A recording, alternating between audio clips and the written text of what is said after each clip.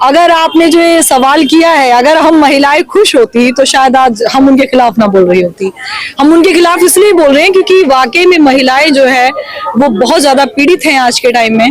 और जो बैठी है सांसद में हमारी स्मृति ईरानी जी जो बैठी हुई है, क्रांतिकारी महिला। अरे कहाँ से सर, इतने सारे एलिगेशंस वो महिलाओं के ऊपर लगा रहे हैं। एक संवेदनशीलता है, पीरियड्स को लेके भी वो बहुत ही गलत एलिगेशंस महिलाओं के ऊपर उठा रही हैं।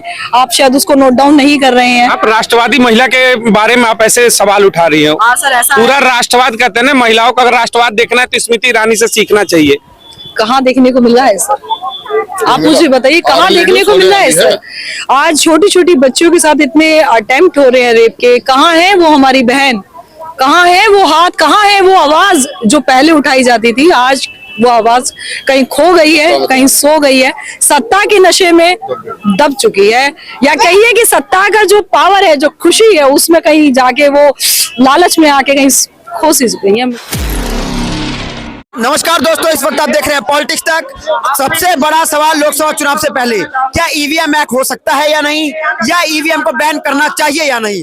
कमेंट में जरूर बताइएगा हाँ ना में, और इस वीडियो को लाइक, चैनल को सब्सक्राइब करके रख लीजिएगा। देखिए पूरे 2024 चुनाव से पहले जिस तरीके से 22 जनवरी, जी हाँ, तिथि भी बताया, समय भी बताया, सब कुछ किया। राम मंदिर के मुद्दे को लेकर के इस समय पूरे देश में चर्चा है। कांग्रेस भी हालांकि कमर कस चुके 2024 चुनाव को लेकर के, लेकिन कल यूपी से एक बड़ा बयान आता है। समाजवादी पार्टी के राष्ट्रीय महासचिव हैं जिस तरीके से शिवपाल यादव जी, उन्होंने कहा कि टीवी जब भी खोलते सुबह से शाम राम नाम की चर्चा होती है और सरकारें राजनीति करती है राम के नाम पर, भाजपा राजनीति करती है राम के नाम पर, और सरकारी पैसे का दुरुपयोग हो रहा है राम मंदिर के प्रचार प्रसार में। तो चलिए, देश की एक बड़ी आबादी, 50% की आबादी कहते हैं, महिलाओं की आबादी, उनसे चर्चा शुरू करते कि क्या वाकई में 24 के चुनाव में मुद्दा राम मंदिर होगा, चुनाव भी क्या राममय होगा, या फिर मुद्दा महंगाई, बेरोजगारी, महिला सुरक्षा, सशक्तिकरण, इन मुद्दों पर चुनाव होगा। 2024 का चुनाव राम राम राम दिन रात आजकल हर चौराहे चट्टी पर देखेंगे राममय हुआ है। तो 24 के चुनाव में फिर राम ही मुद्दा होंगे या फिर मुद्दों पर कांग्रेस चुनाव लड़ना चाहेगी? देखो, राम का नाम लेना अच्छी बात है, और जब पहले भी पूजा वगैरह करते थे तो पहले भी मतलब अपने अपने घरों में पूजा करें। लेकिन अगर इतना बड़ा मुद्दा, अगर सारी चीज़ों को ही अगर छुपा दिया जाए अगर राम के नाम से या मंदिर के नाम से, तो मुद्दों से भटकाने वाली बात है। बेरोजगारी इतनी हो रही है, इतना बहुत अन्याय, लेडीज़ों के साथ मतलब महिला सुरक्षित नहीं है। अभी 2 महीने तक एक उन्हीं के जो कांग्रेस उसमें थे, बीजेपी में रहे 3 जो हैं, एक मिश्रा है, अभिषेक वगैरह, इन्होंने मतलब बलात्कार किया, उसके ऊपर अभी स्मृति ईरानी ने कुछ नहीं बोला। और भरी संसद में कभी कुछ भी बोलती हैं वो, और सड़कों पर बैठ जाती हैं। लेकिन एक महिला के साथ, एक लड़की के साथ, जो पढ़ने वाली बच्ची थी, लड़की थी, उसके साथ बलात्कार हो जाता है, उसके लिए कुछ नहीं बोलती हैं। महंगाई के लिए कुछ नहीं बोलती हैं। तो एक मुद्दे को मतलब भटका रही हैं कि मंदिर को लेके भटका रहे हैं। तो मंदिर तो सभी जगह है, पहले भी थे मंदिर, बहुत सारे थे, और आगे भी मंदिर रहेंगे, लेकिन मुद्दों को नहीं भटकाओ। जो बेरोजगारी है, राम के नाम पे राजनीति नहीं होनी चाहिए। राम के नाम पे बहुत राजनीति हो रही है, इसको ना किया जाए और सबको मतलब जो बेरोजगारी है उसे खत्म किया जाए। जिस तरीके से आपने कहा कि स्मृति ईरानी, पहले एक समय था 14 से चुनाव से पहले वो सड़कों पर बड़े प्रदर्शन करती थी, बहुत ही चर्चित थी कि महिला जो महंगाई पर खुलकर बोलती हैं। हालांकि अभी नहीं हो पाता है ऐसी चर्चाएं। तो क्या लग रहा है कि अमेठी में फिर से इस बार राहुल गांधी के सामने जब उतरेंगी तो राहुल गांधी को हराने का दम रखती है दोबारा, या फिर बदलाव हो जाएगा इस बार? ऐसा कुछ नहीं है कि राहुल जी को हराना या किसी और को हराना, ये सारा मतलब ईवीएम का घोटाला है। वो अपने बलबूते पे कोई भी बीजेपी का कोई भी नहीं जीत सकता। अगर इनको चुनाव ही करवाना है, अगर इनको मतलब ये अपने आप को पाक साफ बनते हैं, अगर ईमानदारी दिखाते हैं अपनी, तो पहले ये ईवीएम को हटाएं, ईवीएम को हटाएं। और इसको घोटाला है एक तरह से, इस घोटाले में सभी लोग शामिल है। इन्होंने डीएम वगैरह, इलेक्शन कमिश्नर, सभी इन्होंने अपने अंडर में कर रखे। सारे भयभीत है, जनता भयभीत है, सारे जितने हैं, क्या कहते हैं, ये नहीं सरकारी मशीनरी है जितना, वो सारे भयभीत है। चलिए मैं आ रहा हूँ, भयभीत है। देखिए, मोदी ने कहा कि आपको संसद भेजेंगे। कांग्रेस ने इतने दिनों तक कहते कि भाई आजादी के इतने वर्षों तक कांग्रेस महिलाओं को संसद भेजने की बात नहीं की। महिला आरक्षण दिया 33%। 200 महिलाएं जाएंगी, आप भी हो सके संसद में जाकर संसद की सदस्य बन जाए। खुश हैं? मोदी ने इतना बड़ा उपहार दिया, मोदी को रिटर्न गिफ्ट करेंगे, मोदी प्रधानमंत्री बनेंगे? सर पहले तो नमस्कार, और मैं जनता का एक मार्गदर्शन जो आप करा रहे हो उसके लिए सिर्फ यही बोलूंगी, अगर आपने जो ये सवाल किया है, अगर हम महिलाएं खुश होती तो शायद आज हम उनके खिलाफ ना बोल रही होती। हम उनके खिलाफ इसलिए बोल रहे हैं क्योंकि वाकई में महिलाएं जो है वो बहुत ज्यादा पीड़ित हैं आज के टाइम में। और जो बैठी है सांसद में हमारी स्मृति ईरानी जी जो बैठी हुई हैं, क्रांतिकारी महिला। अरे कहाँ से सर, इतने सारे एलिगेशंस वो महिलाओं के ऊपर लगा रहे हैं। एक संवेदनशीलता है, पीरियड्स को लेके भी वो बहुत ही गलत एलिगेशंस महिलाओं के ऊपर उठा रही हैं। आप शायद उसको नोट डाउन नहीं कर रहे हैं। आप राष्ट्रवादी महिला के बारे में आप ऐसे सवाल उठा रही हो। हाँ सर, ऐसा पूरा राष्ट्रवाद कहते हैं ना, महिलाओं को अगर राष्ट्रवाद देखना है तो स्मृति ईरानी से सीखना चाहिए। कहाँ देखने को मिल रहा है सर? आप मुझे बताइए कहाँ देखने को मिल रहा है सर? आज छोटी छोटी बच्चियों के साथ इतने अटेम्प्ट हो रहे हैं रेप के। कहाँ है वो हमारी बहन? कहाँ है वो हाथ? कहाँ है वो आवाज जो पहले उठाई जाती थी? आज वो आवाज कहीं खो गई है, कहीं सो गई है, सत्ता के नशे में दब चुकी है, या कहिए कि सत्ता का जो पावर है, जो खुशी है, उसमें कहीं जाके वो लालच में आके कहीं खो सी गई है। मुझे तो ऐसा पता। अब चाहती कि फिर से स्मृति ईरानी ही सड़कों पर उतरे।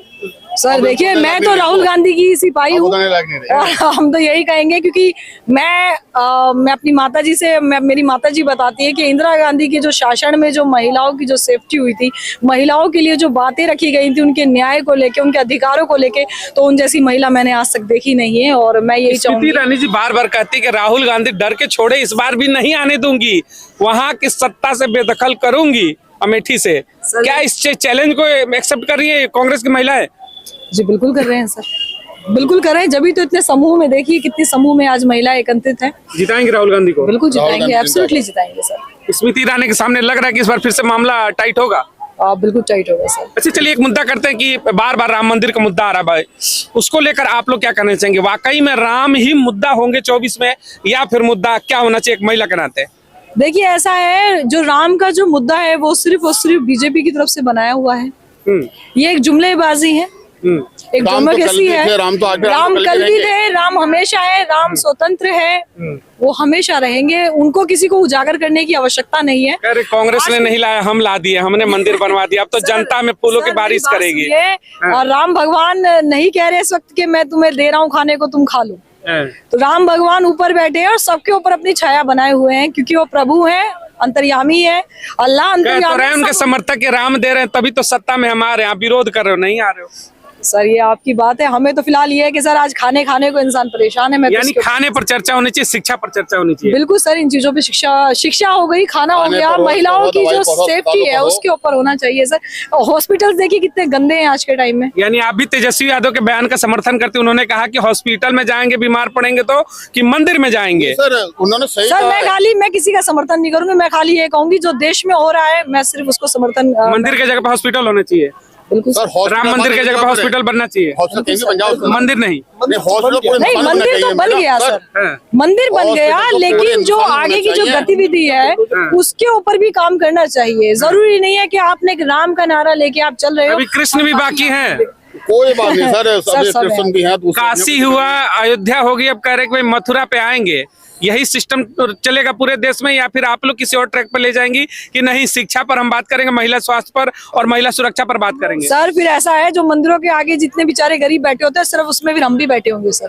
यही होगा, ये हालात होने हैं। ये हालात अच्छे दिन में आपको ऐसे नहीं करने पड़ेंगे, अच्छे दिन में डॉलर आएंगे हाथों में, मजबूत हो रहा है देश, विश्व गुरु बन रहा है। सर फिलहाल तो अभी कुछ भी नहीं है, अभी ऐसा हमारा नोट आप हमारा आप इंटरव्यू ले रहे हैं, लेकिन आप कभी उनका इंटरव्यू लीजिए जो बेचारे बेजुबान है, जो परेशान है, जो बहुत ज्यादा पताड़ी थे। आप उनके दिल से पूछ के देखिए क्या मिल रहा है भाजपा सरकार। उनके लिए तो सरकार करी कि 5 किलो राशन है, शौचालय है, सिलेंडर है, आवास है, राम के राज्य है, सब जगह राम ही राम है। सर ये तो आप भी बलिपूर्वक वाकिफ है और मीडिया सब जानती है। मुझे सुरक्षा पर एक सवाल लेते हैं, महिला सुरक्षा। कहते हैं कि भाई मोदी गवर्नमेंट जब से आई, महिलाओं का सशक्तिकरण हुआ, महिलाओं को योजनाएं दी गई, उनके बैंक अकाउंट खोले गए, उनके अकाउंट में पैसे भेजे गए, उनके लिए स्पेशली सिलेंडर लॉन्च करके मुफ्त का सिलेंडर की योजना दी गई, आवास दिया गया, शौचालय जैसी बेसिक सुविधाएं दी गई। अरे इतना कुछ महिलाओं के लिए, क्या महिला कहाँ कांग्रेस के पास जाएगी? तो इस महिला से सवाल है, कहाँ जाएगी? सर मैं तो सिर्फ देश के साथ जाऊंगी, और देश आज अभी बेरोजगार है, मैं अपने देश के लिए ही कहूंगी। देश तो मोदी है।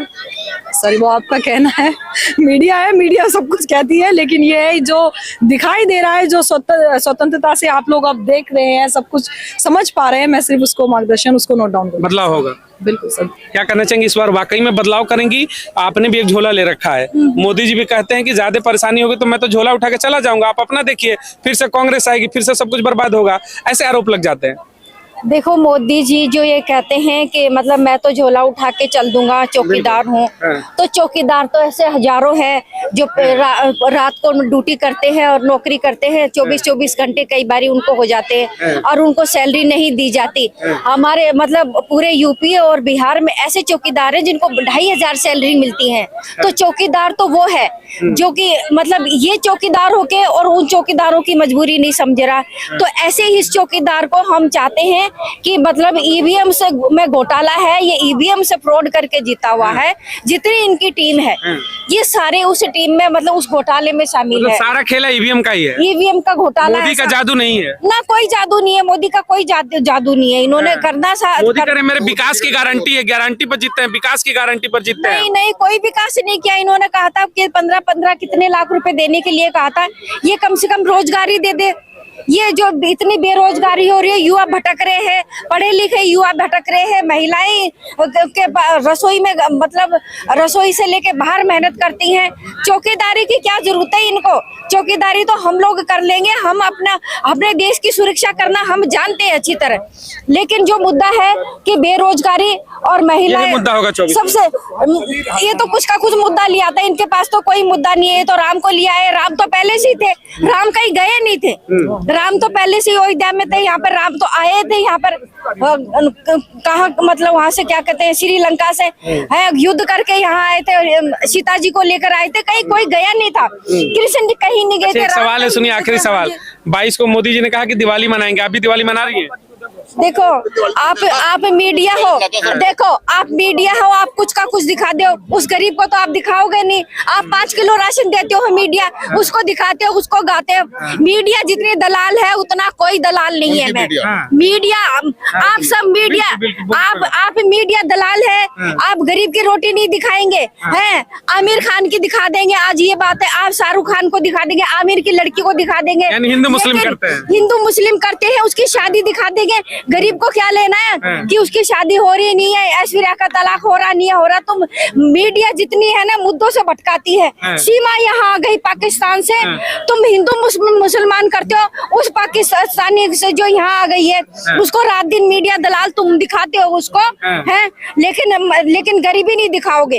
और ना हॉस्पिटल मीडिया दिखा रही है कि भाई दिवाली मनेगा। नहीं उस दिवाली से तुम गरीबों के घर जा के देखो। मैं तो मीडिया कहती हूँ, मीडिया इस मोदी से कहती हूँ, मोदी सरकार से कहती हूँ, स्मृति ईरानी से कहती हूँ कि ये मीडिया जो है ये स्वतंत्र है, इसको छोड़ दो, इसको दबा के ना रखे। और ये भी आप भी आपके माध्यम से, आपके चैनल के माध्यम से कहना चाहती हूँ, जिस दिन आप गुलामी छोड़ दोगे, आप स्वतंत्र हो, स्वतंत्र दिखाओ और जनता की आवाज दिखाओ, स्वास्थ्य दिखाओ। हॉस्पिटलों में इतने गंदगी हो रही है, हॉस्पिटल सब कुछ तो कांग्रेस ने किया था, सारा बर्बाद किया था। अच्छे हॉस्पिटल नहीं दिया, अच्छे विद्यालय नहीं दिया, हमने क्या हम तो बना रहे हैं 9 सालों में। कांग्रेस ने सब खराब किया। मतलब कि कांग्रेस ने देखो जो 70 साल को इन्होंने रटा हुआ है, जो कांग्रेस ने किया, हॉस्पिटल दिए, अच्छे कॉलेज दिए, सबको घर दिए बाकायदा। और इन्होंने मतलब 14 साल से पहले घर बनाए हुए हैं, वो इन्होंने अभी तक मैं उद्घाटन करूंगा, मैं करूंगा। तो मेरा मुद्दा यही है कि सबको स्वास्थ्य के ऊपर ध्यान दे, नहीं तो ये सारा बेरोजगारी में और उसमें दफन हो जाएगा और हॉस्पिटलों का बुरा हाल हो रहा है। देखिए देश की वो तमाम महिलावादी आज चर्चाएं हुई 24 को लेकर के, अलग अलग मुद्दों पर चर्चा हुई कि क्या वाकई में राम मंदिर ही बड़ा मुद्दा होगा। अलग अलग अपने अपने विचार हैं। कहा कि राम को लेकर बार बार जैसे चर्चा हो रही कि राम तो पहले भी थे और राम हमेशा रहेंगे, कड़कड़ में रहेंगे। लेकिन सवाल वही होगा कि रोजगार पर घेरने की तैयारी में है कांग्रेस और पूरी महिला की जो यूथ कमेटी यहाँ पर लगी हुई है कि कांग्रेस बार बार महंगाई पर ही भारतीय जनता पार्टी को घेरेगी। चलिए कमेंट सेक्शन में आप भी बताइएगा अब की बार किसकी सरकार। बहुत बहुत धन्यवाद। जय हिंद, जय भारत।